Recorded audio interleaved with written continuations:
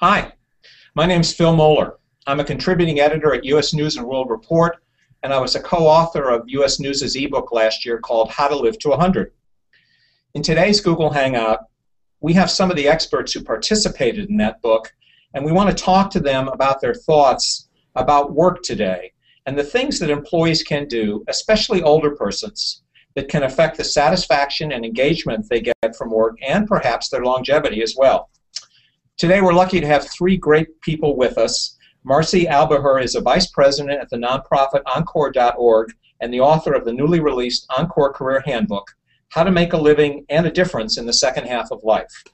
Kerry Hannon is a career transition, retirement, and personal finance expert. She's the author of the national bestseller, Great Jobs for Everyone 50 Plus, Finding Work That Keeps You Happy and Healthy and Pays the Bills. She's also AARP's job expert. Jacquelyn James is the Director of Research for the Sloan Center on Aging at Work at Boston College, which does some great research in terms of the engagement and involvement of people in the workplace. I want to start with Marci today and ask her about the Encore career movement, which seems to have taken off, especially with baby boomers. Tell us exactly what an Encore career is and some of the emerging models for popular approaches that older people are taking to reinvent their professional lives. Thanks, Phil, for having me, and it's great to be in your company, Jackie and Kerry. I admire both of your work a lot. So basically, the Encore career is a second or third act that combines personal meaning, social impact, and continued income. Assuming you need continued income, of course, your second or third act could be for the greater good and not involve income if you don't need it. And we're seeing the organization I work for, encore.org, has really been popularizing this idea and shedding light on people doing this encore work. And really, it's happening for a lot of reasons. The biggest one is demographic. 10,000 people are turning 65 every day. That is a lot of people wandering across this threshold that used to be the marker to moving into retirement. But now is a time to reassess and take stock and figure out not how you unwind, but how you stay engaged and how you stay relevant and contributing. And that's really the drive that people have at this life stage. We're seeing people who are not ready to give up, who are not ready to recede into the shadows, who have a lot left to give.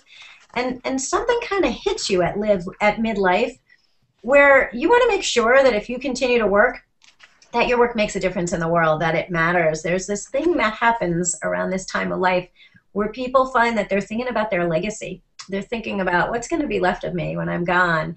How can I leave my footprint in the world in some way? So that's a big motivation for people.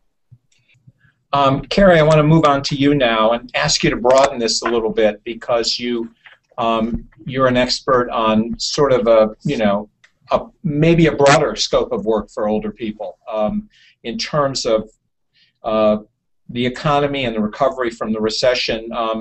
Are things getting better? Are older people having an easier time of it? What do you see out there? Well, Phil, I'm pretty optimistic myself, and again, I want to say shout out to Marci and to Jacquelyn as well for being with you two today.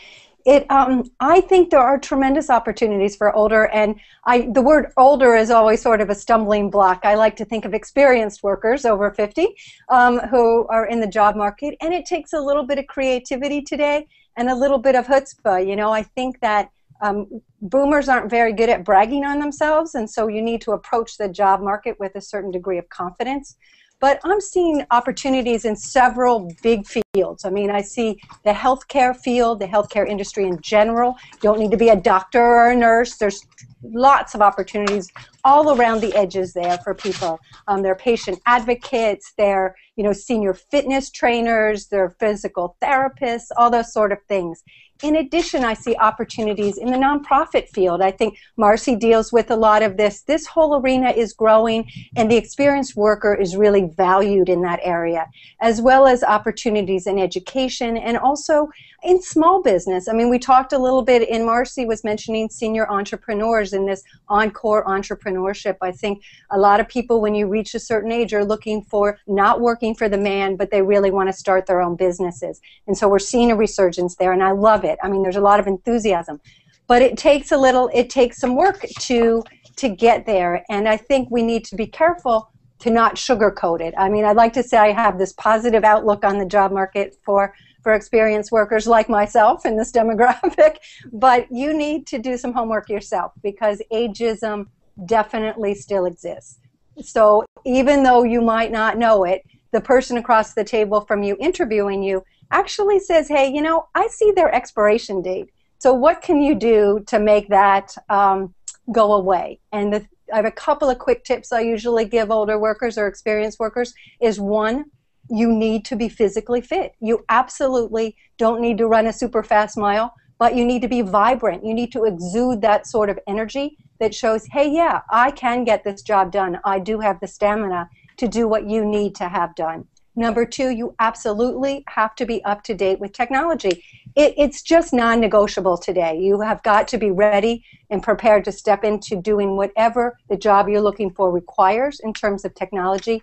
And that also means having a social media footprint. You need your LinkedIn profile. You need to have a Facebook account or perhaps Twitter even. I think it's really key that employers can do some homework on you outside of your straight resume that you send them. They want to do some sleuthing on who you are. You need to also show employees that you're flexible.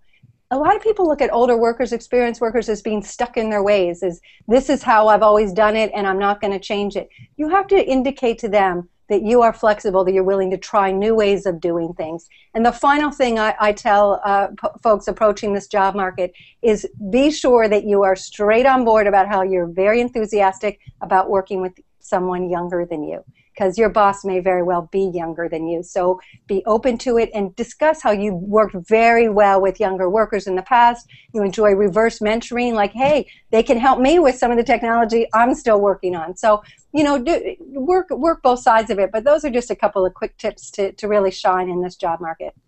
Those are terrific answers, and I want to turn to Jackie now because the Sloan Center on Aging and Work does some really great stuff on employee engagement and sort of some different things that older employees look to get satisfaction from work. While a paycheck's always important, there can be some other aspects as well. So, Jackie, could you talk to us a little bit about some of the things you've looked into and some of the findings that Sloan has derived from the work? Yes, well, thank you so much, Phil, as the others have said, for inviting me to be part of this distinguished panel. I'm delighted to meet all of you. Over the last few years at the Sloan Center, we've been thinking about what it is that older adults need to do to maintain that kind of vitality and health that goes along with the longevity that we're all experiencing. And we've been thinking a lot about what this word engagement means. A lot of people, in fact, most people use the words engagement and involvement to mean the same thing, and we differentiate those terms. And to us, engagement is just exactly the kind of things that Marci was talking about in the entrepreneurs who've come upon something that they find very engaging. It's literally a positive, fulfilling state of mind, kind of. When we feel it when we're involved in something that we're committed to, that we get so absorbed in that we even lose track of time. We get energy from it rather than feeling drained. And this is the kind of thing that older workers are looking for in their jobs. And indeed, using measures of this type, we find that older people are more engaged in the work than are the younger workers. And this is not just our studies, but many, many studies that we have cited in our work. Great. Marci, Kerry, do you have any other things you want to add before we ring off? Well, I like the idea is that I don't think anyone retires anymore. Yeah. I'll add something. I think Kerry touched on it, but one of the things I think you should be ready to, and this is true for people at all ages, but if you're at, mid or late career and you want to stay in the game, be prepared to everybody asks me, should they get a makeover? Should they dye their hair? I always say, make sure that you do a skills makeover if you need it. Do you have the right skills for what you want to do? Consider going back to school. Sometimes it's just a few courses or a certificate, but I've seen people finish college degrees, go back and get masters and even PhDs.